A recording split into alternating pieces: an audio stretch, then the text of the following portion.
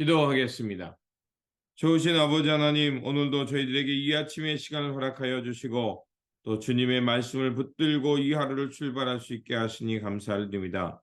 우리에게 주신 말씀 붙들고 믿음으로 승리하는 삶이 되게 하여 주시고 또 그 말씀을 통해서 이 시대를 잘 분별하면서 우리 주 예수 그리스도께서 이끌어 가신 그 참 평안과 생명의 삶을 향해 나아가는 우리 모두가 되게 하여 주옵소서.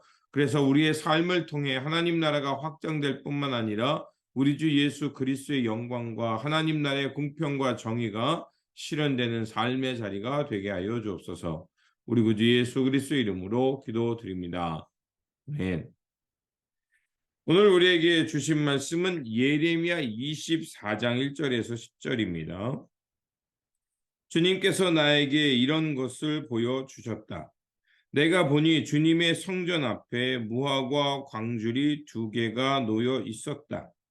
이것은 바벨로니아 왕 느부갓네살이 여호와김의 아들 유다 왕 여고야와 유다의 고관들을 비롯하여 기술자들과 대장장이들을 함께 예루살렘에서 포로로 사로잡아 바벨로니아로 데려간 뒤에 있었던 일이다. 그런데 한 광주리에는 만물 무화과처럼 아주 좋은 무화과가 담겨 있었고 다른 한 광주리에는 너무 나빠서 먹을 수도 없는 아주 나쁜 무화과가 담겨 있었다. 그때 주님께서 나에게 물으셨다. 예레미야야, 내가 무엇을 보느냐? 내가 대답하였다. 무화과입니다. 좋은 무화과는 아주 좋고 나쁜 무화과는 아주 나빠서 먹을 수가 없습니다. 그러자 주님께서 나에게 이렇게 일러주셨다. 나 주 이스라엘의 하나님이 말한다. 내가 이곳에서 바벨로니아 사람의 땅으로 내쫓은 유다의 포로들을 이 좋은 무화과처럼 잘 돌보아 주겠다. 내가 그들을 지켜보면서 잘 되게 하고 다시 이 땅으로 데려오겠다. 내가 그들을 세우고 헐지 않겠으며 내가 그들을 심고 뽑지 않겠다. 이제는 내가 그들에게 나를 그들의 주로 알아볼 수 있는 마음을 주겠다. 그러면 그들이 온전한 마음으로 나에게 돌아와서 나의 백성이 되고 나는 그들의 하나님이 될 것이다.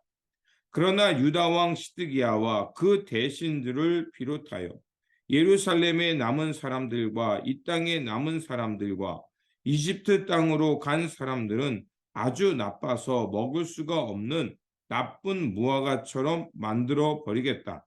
나 주가 분명히 말한다. 내가 그들을 세계 만국으로 흩어놓아 혐오의 대상이 되게 하겠다. 그러면 내가 쫓아보낸 그 모든 곳에서 그들이 수치와 조롱을 당하고 비웃음과 저주를 받게 될 것이다. 그리고 내가 그들과 그들의 조상에게 준 땅에서 그들이 멸절될 때까지 나는 계속 그들에게 전쟁과 기근과 연병을 보내겠다. 아멘. 오늘 본문은 하나님께서 무엇을 보시는지를 전해주는 말씀입니다. 본문의 배경은 이제 그 남유다의 특별히 예루살렘 성이 완전히 초토화되고 이제 많은 사람들이 바벨론의 포로로 끌려간 그때를 말합니다. 그래서 주전 597년 여호와김의 아들 여구냐와 백성들의 바벨론으로 끌려간 그때쯤입니다. 이 사건을 두고 예루살렘에 남아있는 사람, 그 사람들이 바벨론으로 끌려간 사람에 대한 평가가 있었습니다. 그런데 바벨론으로 끌려간 사람에 대해서 뭐라고 말하냐면 저들은 악인이어서 하나님께 심판을 받아서 저렇게 바벨론의 포로로 끌려갔고 여기에 예루살렘에 남아있는 우리는 하나님 앞에서 의로운 자다라고 생각한 것입니다.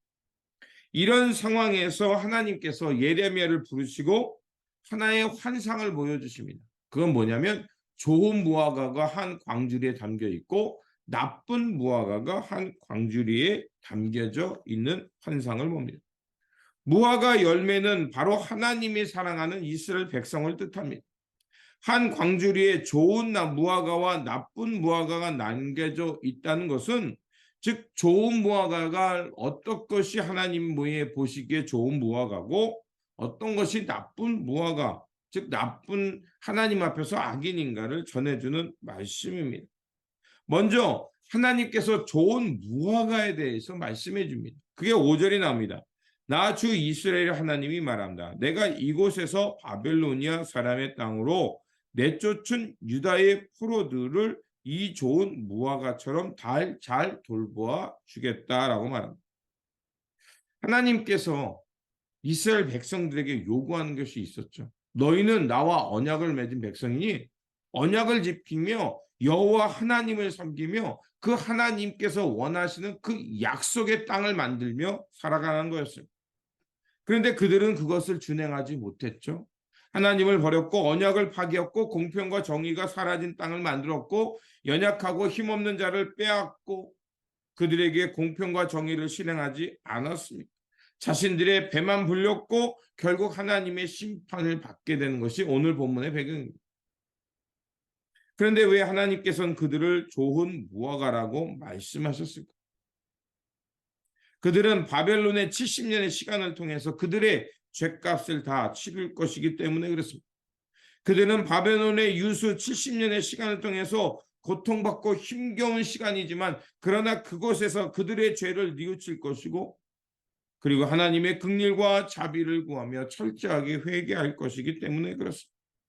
그렇게 하나님께서는 그들을 선대하신다고 하고 그들을 좋은 무화과처럼 잘 도보아주겠다고 하고 그들이 마침내 온 마음을 다해 하나님을 경외하는 마음으로 하나님을 찾는 마음으로 그들이 주님께 돌아와 하나님만을 섬기는 백성이 될 것임을 그들에게 말씀하고 있는 겁니다. 반대로 나쁜 무화과의 열매는 어떤 사람입니까? 8절에 그 사람들이 나옵니다. 바로 유다 왕 시드기야와 그 대신들을 비롯하여 예루살렘에 남은 사람들과 이 땅에 남은 사람들과 이집트 땅으로 간 사람들은 아주 나빠서 먹을 수가 없는 나쁜 무화과처럼 만들어 버리겠다. 자, 그들은 어떤 사람들이었습니까? 많은 사람들이 포로로 끌려가는 과정 속에서 살아남은 사람들이었습니다. 그리고 포로로 잡혀가지 않고 그 땅에 남아있는 사람들, 심지어 어떤 사람들은 뇌물과 돈을 주고 애굽으로 피난 간 사람도 있었습니다. 그런데 하나님의 평가는 어떻습니까? 그 뇌물을 주고 하나님의 진노의 심판에서 그들이 남았다고 해서 혹은 자신들이 거기에서 잠깐 그 예루살렘 성에 머문다고 해서 그들이 의로운 사람이 아니라 그들에 대한 하나님이 징계와 채찍과 파멸이 있음을 말하고 있습니다. 하나님은 그들을 가만히 두지 않겠다고 말씀하시면서 그들을 끝까지 쫓아가서 파멸에 이르게 하고 전쟁과 기근과 전염병이 끊이지 않을 거라고 말씀하고 있습니다. 왜 이렇게 말씀하실까요? 바벨론 유수기의 70년의 시간은 하나님 앞에서 죄를 돌이킴의 시간이었습니다. 하나님께서 그 시간을 통해서 하나님은 그들이 돌아와 하나님의 온전한 백성으로 하나님만을 경외하는 백성으로 살기를 원하셨던 것입니다. 고난을 피하는 것이 능사가 아니라는 말이 있습니다. 고난을 좋아하는 사람은 없지만 고난이 우리에게 주는 유익이 있습니다. 그 고난의 시간을 통해서 우리는 하나님 앞에 정직하게 나의 삶을 돌아보게 하고 나의 연약함을 인정하게 합니다. 우리가 이렇게 나의 연약함과 나의 그 죄성을 인정할 때 우리는 하나님의 은혜를 구할 수밖에 없고 하나님이 우리를 보살펴 주셔야만 하나님 앞에서 온전히 살아갈 수 있는 삶임을 고백하기 때문에 그렇습니다. 그래서 시편의 기자는 그 고난이 내게 유익이라는 표현까지 쓰게 됩니다. 하나님은 죄에 대해서 진노하시지만 죄를 인정하고 다시 하나님께 돌아와 하나님의 긍휼과 자비를 구하는 사람들을 늘 돌보아 주신다는 것이 성서가 우리에게 말해주는 것입니다. 아담과 하와가 그랬고 또 동생을 죽인 가인을 하나님은 그들을 돌봐 주셨고 또 홍해 사건이 말하는 것은 무엇입니까? 노아를 통해서 하나님은 구원의 방주를 마련하신다는 것입니다. 그럼에도 불구하고 오늘 본문 속에 나오는 나쁜 무화과들은 그런 하나님의 시간을 회피하고 하나님께서 이루시는 그 심판에서 제외됐다고 해서 그들은 마치 자신이 의로운 사람이라고 착각했던 겁니다. 바벨론의 70년의 시간은 우리가 다시 한번 하나님 앞에서 거듭나는 시간이었고, 하나님께서 원하는 것이 무엇인지를 깨닫는 시기였고, 그래서 회개하고 돌아와 하나님의 긍휼을 구하는 시간이었습니다. 그런데 많은 사람들, 남은 사람들은 자신들이 그 하나님의 심판에서 벗어났다고 해서 의인이라고 착각하며 살았던 것입니다. 하나님은 앞에서 말한 것처럼 그들의 착각과 교만을 꺾으시고 하나님은 그들을 파멸에 이르게 하시는 겁니다. 우리가 살다 보면 우리가 이 시대의 세파에 물려가서 하나님을 망각하고 살아갈 때가 있습니다. 하나님의 언약보다 눈앞의 이익, 눈앞에 화려한 것을 쫓아갈 때가 있습니다. 그러다 보면 어느 순간 우리도 좋은 무화과였다가 나쁜 무화과로 변화될 수 있습니다. 그렇다면 우리가 어떻게 하겠습니까? 7절은 우리가 회복의 길을 말해주고 있습니다. 그것은 뭐냐? 이제 내가 그들에게 나를 그들의 주로 알아볼 수 있는 마음을 주겠다.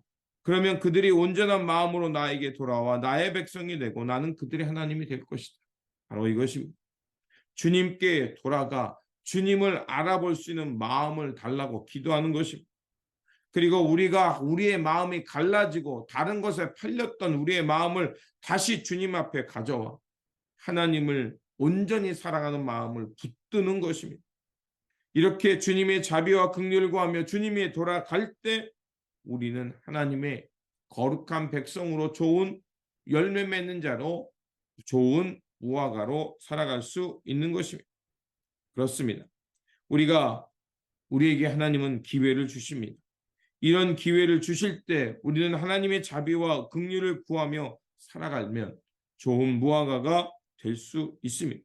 그러므로 하나님의 심판이 있을 때 회피하고 도망가는 것이 아니라 하나님 앞에서 나를 정직하게 보고 그리고 하나님의 그 마음이 무엇인지를 깨닫기 바랍니다. 그러면 아무리 화려하고 풍요롭고 또 우리에게 욕망을 부추기는 것이 있지만 그런 속에서도 하나님의 뜻을 잘 분별해내면서 하나님의 의와 하나님의 공평을 향해 살아가는 새 창조의 존재, 하나님 앞에서 좋은 무화과가 되는 그 삶이 될 거라 믿습니다. 이러한 믿음의 길을 걸어가는 저와 여러분들이 되시기를 주님의 이름으로 축원드립니다. 기도하겠습니다. 사랑과 긍휼의 하나님, 하나님은 자비롭고 긍휼을 많이 베푸시는 분임을 깨닫습니다. 또한 주님의 사랑과 은혜 없이는 우리가 온전히 설 수 없는 사람임을 깨닫습니다. 그러하오니 아버지 하나님, 고난이 올 때 피하기보다는 그 앞에서 정직하게 우리의 삶을 돌아보게 하여 주시고 또 우리의 죄성을 회개하고 주님께 돌아가 온전한 마음으로 주님 앞에 서게 하여 주옵소서. 그래서 하나님 앞에 거룩한 백성, 좋은 무화과로 다시 태어나 하나님께서 원하시는 의와 평화, 생명과 공평과 정의의 길을 사모하며 그 길을 살아내는 하나님 앞에서 좋은 열매 맺는 사람들 되게 하여 주옵소서. 우리 구주 예수 그리스도의 이름으로 기도드립니다. 아멘.